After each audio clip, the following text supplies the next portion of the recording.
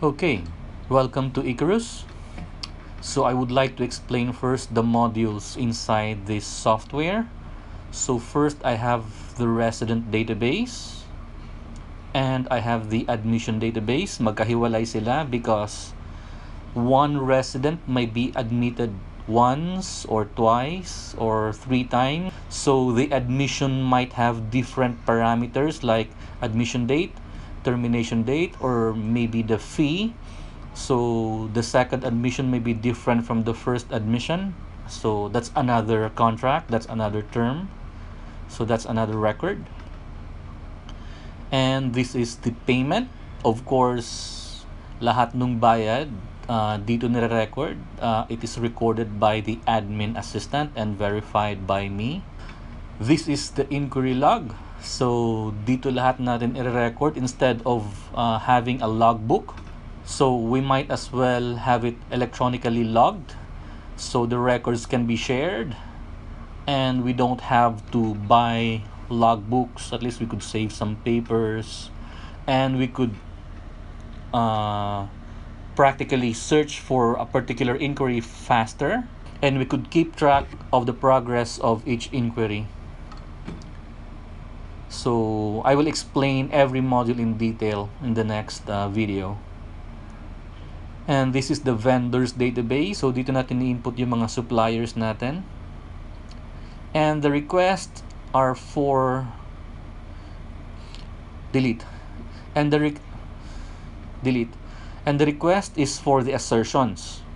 So Martin and the nurse, or probably Gerald, instead of submitting as request form, so instead dito na lang nila i-input. So the request can be read by the admin assistant and probably I could approve it. So eto naman yung expenses. Eto yung ginagamit ni Pearl, which is my admin assistant. So dito niya i-encode lahat ng expenses and automatically sa module na to, she can tag the expense if it is going to be charged to CODEP. And eto naman yung chart of accounts. So just basic accounting category or chart of accounts. And eto naman yung facility report. So instead of our staff doing the Excel file of writing up facility report or mga activities inside the facility, so instead I would like them stored electronically so we can archive it, we can keep track of the incident. For example, may mga incident na nangyari, like for example yung nangyari kay Suede, so we could keep track of the date if it is logged.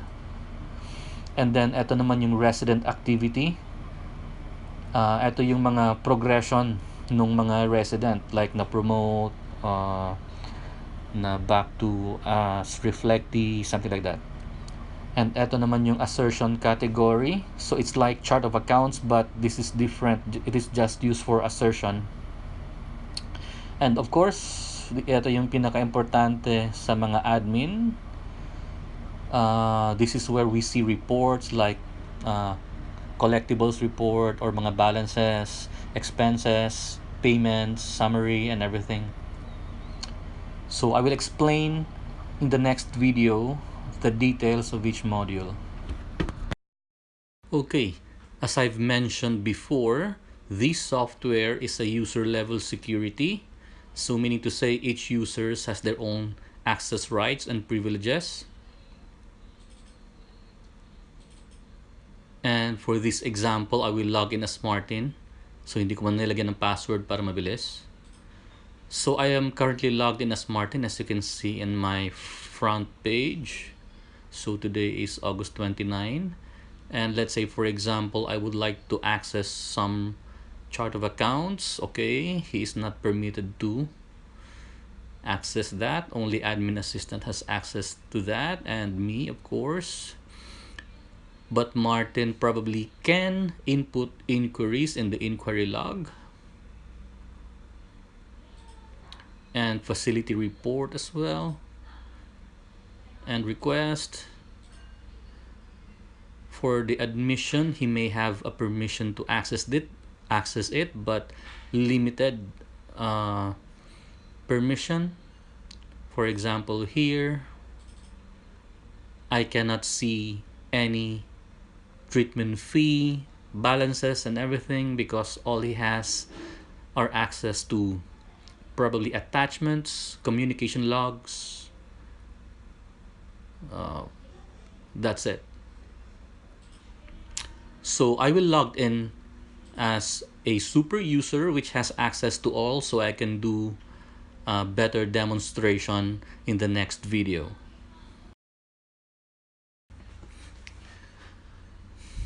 Okay, so I'm trying to access as a super user, so I will have access to all modules. So as you can see, I'm logged in as Iron Dams, so same date. So I would like to discuss first the inquiry log. So dito nag-uumpisa lahat. So inquiry log, instead of having a logbook in which mahirap mag-backtrack because it has several pages and you would like to instantly know kung ano yung mga inquiries that are for follow-up, or is it a dead case, hindi natin nakuha or na-convert natin. So dito lahat yon. So I would like to open this inquiry log. So let's say for example, I have a new inquiry. The default date is today. You can change it of course. Let's say for example, si Mr. Kodap tumawag. Ito yung contact number niya. Okay. So yung prospect, pwede niyang ibigay yung pangalan, pwedeng hindi. So shall we say, alam natin yung okay, follow up on, shall we say, hindi pa natin alam. Let's skip that. So details, dito mo ilalagay kung ano yung case, saan nakatira, saan yung location, is it a high risk, low risk, details here, details of your conversation. Then inquiry status is, we can just leave it open. Then we can close it.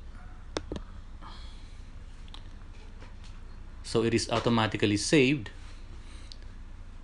here.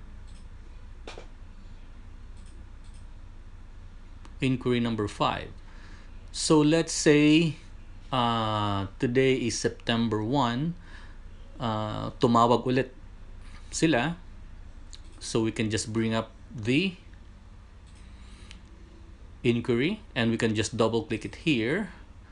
So initiated by, for example, tumawag si Kodap, and then communications details, like for example asking for our location and etc. So lahat ng pinag-usapan nyo on that day, you can just type it here. So at least it will be saved. So let's say August 30, tumawag sila, or shall we say August 31. Okay. And let's say follow up natin ng 09/01/18. So at least we would know. So at least ma-review namin ni Ray na etong mga inquiries na to are for follow up on this date. Okay. So let's say tayo naman yung tumawag. Today is September 1. So we can just bring it up again. So we instructed our staff that each and every communication na ginawa nila doon sa inquiry, they have to log it. So initiated by the BOH staff, shall we say 09/01/18, and then just type the details kung ano may napag-usapan. Okay, so I can just actually change the status here, for example, for follow-up. So makikita natin ito yung mga follow-up na case. Okay, so we can just easily review here every inquiry. So we can actually do the search, for example, Lee. Okay,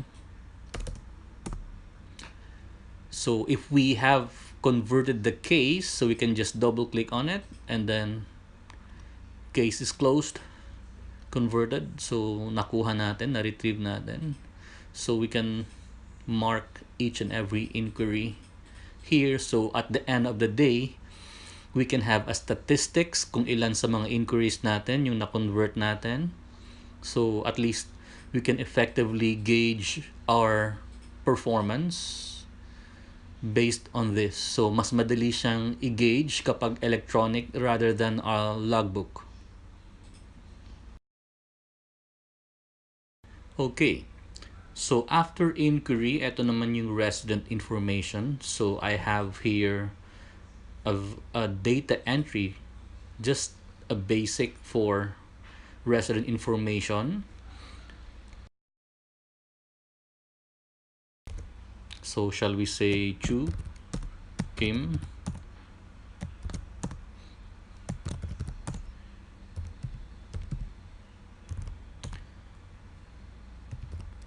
okay. So type natin yung codep name.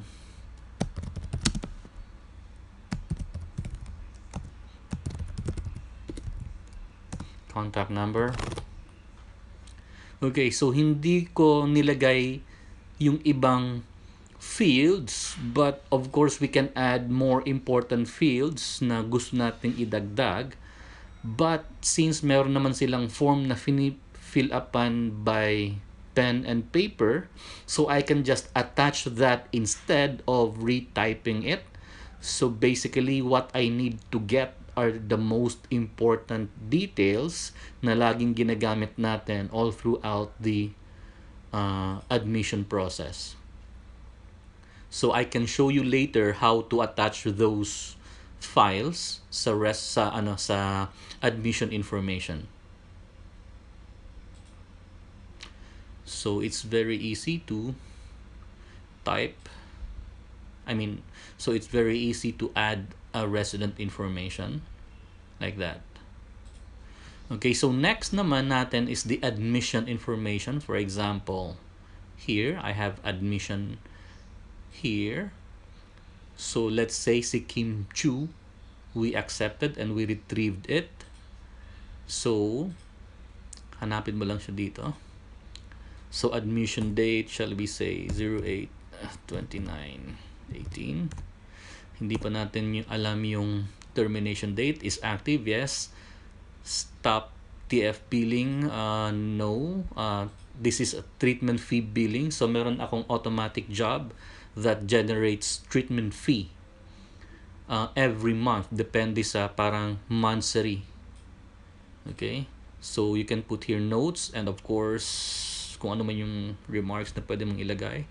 Treatment fee, shall we say 22,000.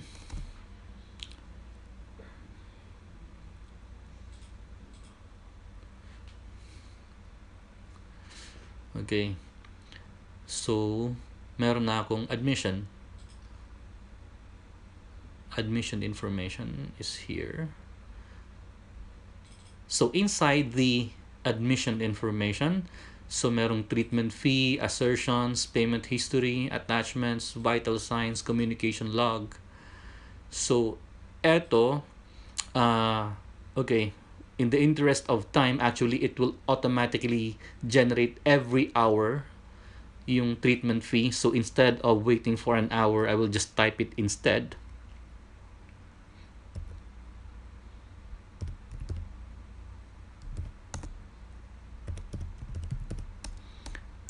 So it will automatically generate something like this. Monthly treatment fee, something like that. Okay. So for the assertions naman, eto pwede mong ilagay dito yung mga medical, yung mga one-time fees, yung mga assertions like toiletries, dito lahat yon. But I'm going to explain, let's say for example medical.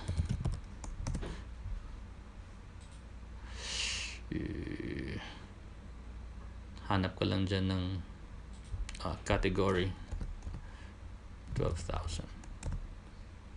I will explain those fields later. Okay, so you can attach files here.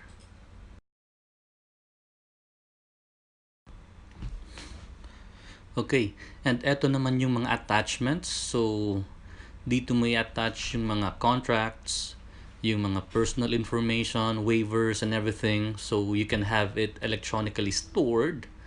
So let's say for example I would like to attach just one file first. So let's say this is sample 1. So just put a meaningful name to that attachment so we could easily identify if it's a contract, if it's waiver number 1, waiver X, waiver Y, waiver Z. So I can categorize that one. This is very important because if it's categorized as general, everybody can see it. So each of the group here, for example, I will tag this one as admin. So if it is tagged as admin, and for example, Martin does not have a permission to view admin files, then he will not be able to see it. If it's general, then everybody would see it. Okay, so I would like to add another file. So let's say this is a program attachment sample 1. So let's say, for example, contract.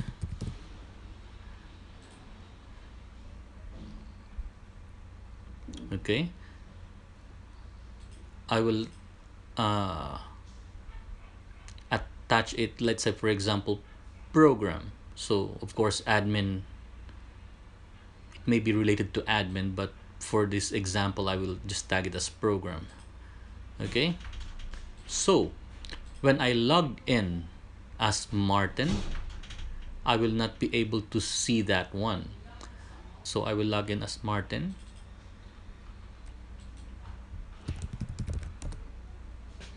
I'll go to admission.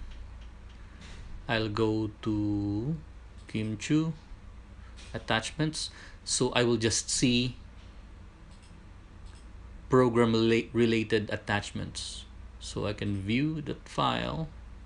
It's just a sample image. So if I log in as Pearl,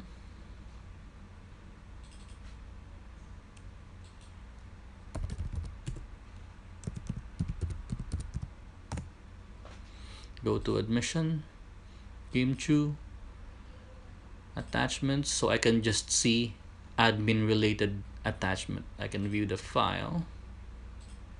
Okay, so as I've said, I can attach any file that I want. Like for example, let's attach this BH floor plan, sample attachment 1. Okay, so view file. Okay, you can open an Excel file. Okay, so I'm logged in again as super user.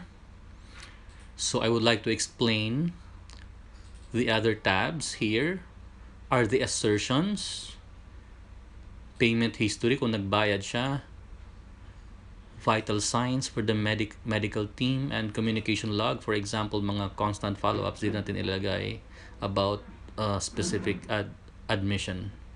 Okay, so let's say nagbayad siya. So payment is here, logged here, new. So si Kim Chu, nagbayad siya ng down payment muna, 10,000. Payment method cash. Okay, and this one is verified. Actually, I am logged in as super user, but Per will not be able to change this one from yes to no. So by default, it's not yet verified kasi initially siya yung tumatanggap ng pera and then nire-remit niya sa akin, so I have to verify it. For example, if it is a bank deposit, so ilalag muna ni Pearl and then I will verify it later on. Then automatically it has an intelligence to tag that particular admission with the last payment date. So here, makikita mo kaagad na last siya nagbayad is August 29 with the amount of 10,000. Actually, you can just click any of this row and hit this generate billing. It will be showing like this. Okay, so 22,000 plus ito yung treatment fee for the month of August, and then medical, that's a one-time fee, 22 plus 12, that's 34, and he paid 10,000. So ito yung parang billing niya. So you can just right click on it, print, and for example, if you want to print that as PDF, this document, okay, so you can have that emailed to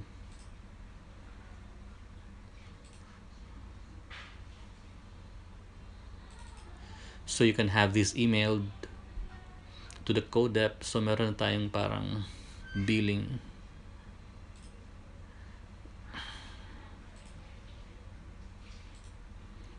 Okay, so if you visit here once again, so makikita mo rin automatically lahat ng payments niya dito. Okay, and ito yung overall balance. So in a snapshot, meron ka ng idea kung magkano yung collectibles mo. It's here. Okay, now I would like to explain the assertion. Here I can input directly an assertion without going through the expenses, kasi hindi naman lahat ng assertion dumadaan sa expenses. For example, nakabasag siya ng plato, it will just cost him about 50 pesos. So hindi naman tayo bibili ng plato as a replacement for it kasi marami naman tayong reserve. So dito mo idadaan yon. This is method number 1 for assertion. So assertion category, shall we say miscellaneous. Okay, maybe one item, the price is 50 pesos and then no more markups. Okay, so you can just put notes there. Okay, so it will be shown actually on the billing. Okay, so that's the first method of inputting assertion to an admission. The second method is, for example, expenses. No? Let's say laundry or medicine or toiletries. For example, meron tayong biniling medicine. For example, medicine X. Okay, it's a prescription medication for Kim Chu. So I will binili natin, for example, 5 tablets, 100 pesos each. So kumuha tayo ng pera from the petty cash, and then admin assistant will input a new expense. For example, OR number 123, vendor, for example, si Rose Pharmacy. And if the vendor did not exist, you can just add a new vendor here. Okay, so particular medicine X. Okay, with receipt, yes. Okay, pili natin kung account saan siya pwedeng mag-fall. So I don't think I have an account yet, but I can create one for it. So shall we say, ilagay ko lang muna siya sa miscellaneous for the sake of this example. So for example, the amount is 500 pesos kasi tagwa 100 isa. Automatically it will calculate the VAT sales, the VAT amount, and everything. Okay, so here is the most important part. If it's charged to CODEP, yes, then it will pop up another dialog box. So kanino to ita-charge? For example, medicines, ita-charge nito kay meds for resident. Okay, so kaninong resident niya ito ita-charge? Kay Kim Chu. Okay, quantity 5 quantity of for example, medicine X. Okay, category medicines. Okay, 5, for example, 100. Let's say we have a markup of 20%, so that's 600, and then close this. Okay, so if Pearl is the one encoding this. She will not be able to change that from yes to no. I will be the one to verify it. So expense number 19, when you close this one, you can see something like this. So immediately here, para hindi makalusot yung mga charge to CODEP, so yung nagastos natin is the amount charged, meaning charged, it's not with the markup, para lang malaman natin kung na-charge ba talaga yung full amount. Okay, so I will have another example here, no? For example, kasi merong mga instances na sa isang resibo, dalawa yung resident na pinagbibilhan. So it will go something like this. So another, for example, Rose Pharmacy particulars, meds for resident. Okay, with receipt, yes. ID account, miscellaneous. Okay, so let's say for example the total was 1,200. Charge to CODEP, yes. Okay, assertion category, medicines, meds. Okay, for example the first is si Kim Chu ulit. Nagbili siya ng meds Y, 5 pieces of that, tig 100 ulit, markup 100 ulit, markup 20%. Okay, then the next is for example si John T, meds Z, bumili tayo 7 of them, 100 ang price. Okay, 20. Okay, so yung total cost mo is about 1,200. Okay, so makikita mo dyan, dapat balanse yung amount charge at saka yung amount na nagastos. So pag hindi ito pantay, ibig sabihin meron kang na-miss na ma-charge sa isang resident. So let's try to take a look at Kim Chu's folio sa admission. So dalawa na yung meds na nabili natin for her. So Kim Chu, double click. So you can see here the assertions. So ito yung plato, tinype mo kanina. Ito yung medicine X, ito yung medicine Y. Okay, so of course makikita mo rin yan sa billing. It will show something like this.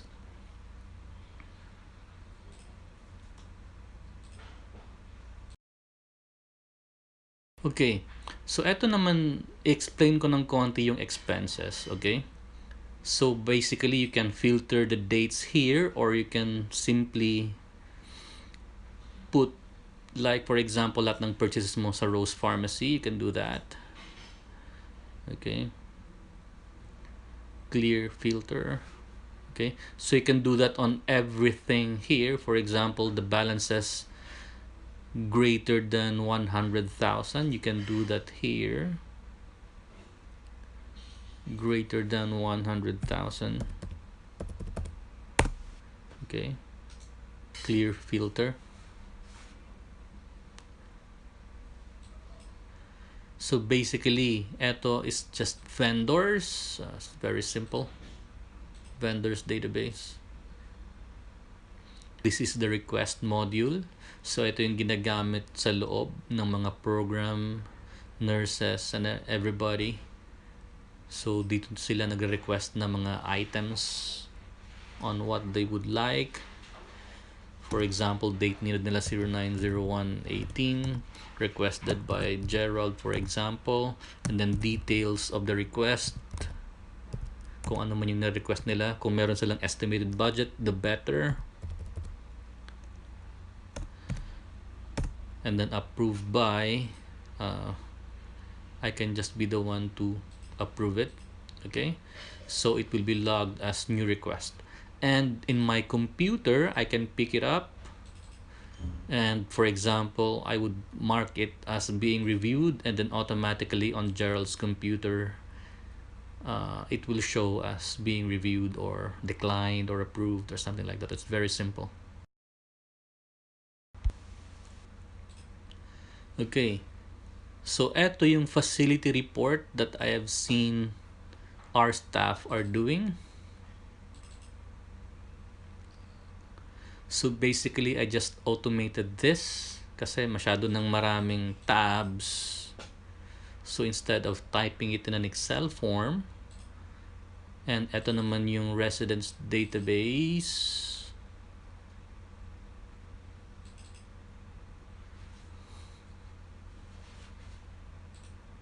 Ito naman yung residence database. Okay. So it's a very lengthy spreadsheet.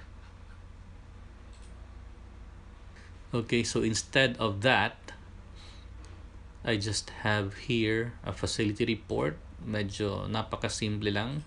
So lahat ng mga activities or mga incidents, they will just log it here, anong date, anong time. So instead of calling us every now and then, aside from that, they would have to write everything here.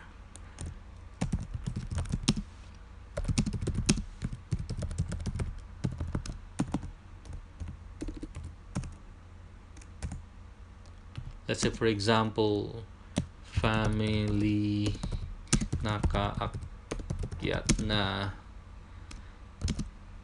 sleeping, something like that. Okay.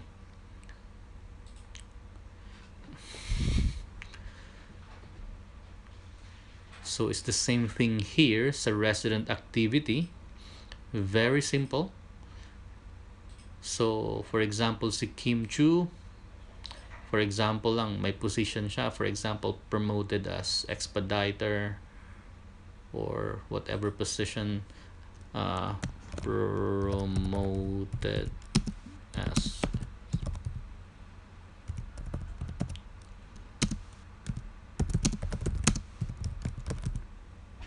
okay. So there. And then ito naman yung parang magiging basis nung caseload manager. He can filter reports, for example, lahat nung activity ni Geraldine, he can just right click on it, equals, so lahat ng mga activities niya, he can start to review, make a progress report out of it, and get the highlights of it. So as simple as that. So ginawa ko lang siyang parang centralized instead of kalat-kalat na mga Excel files. Okay, so eto naman yung reports. So I have here a couple of sample reports. For example, collectibles.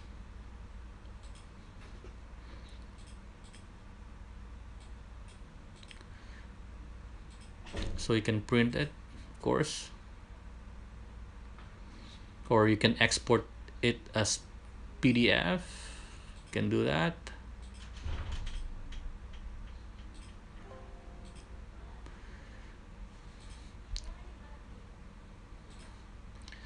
Of course, collectibles is very easy to understand.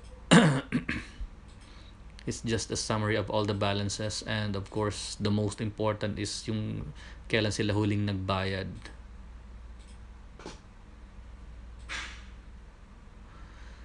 Ito naman yung assertion summary. For example, for the whole month of August. Open report.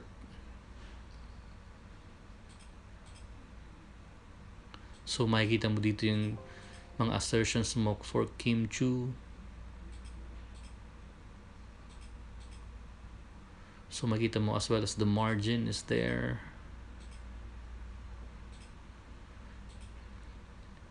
Ito na may mga expenses. For example, for the month of August, open report. Shall we say since 2016, just for example purposes. Okay, for example purposes, shall we say since May, I have sample records here, open report. Okay, so I separated the expenses and those expenses that are charged to CODEP. So merong category total and of course grand total. And this is the expenses unbilled to CODEP. It should report 0 records or else I would catch the attention of Pearl na meron tayong isang expense that is supposedly charged to CODEP pero yung na-billed natin is only 5,000, so the variance is 200. So this report should be empty always, and if it shows some record then we can rectify the encoding of our admin assistant.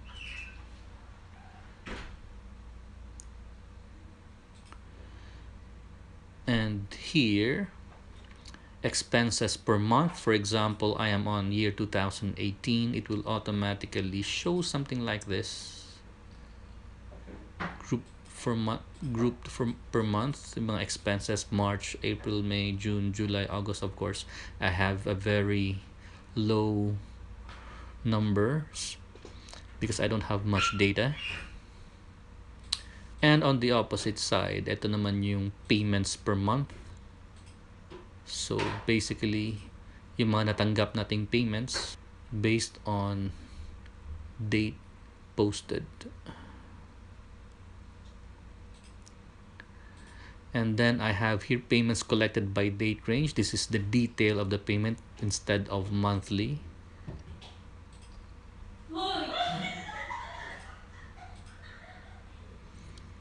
So ito yung payments collected instead of monthly. Okay, so lahat ng bayad, yung bayad ni Kim Chu is logged here. Is verified? No, hindi ko pa na-verify. So I have a procedure how to verify that.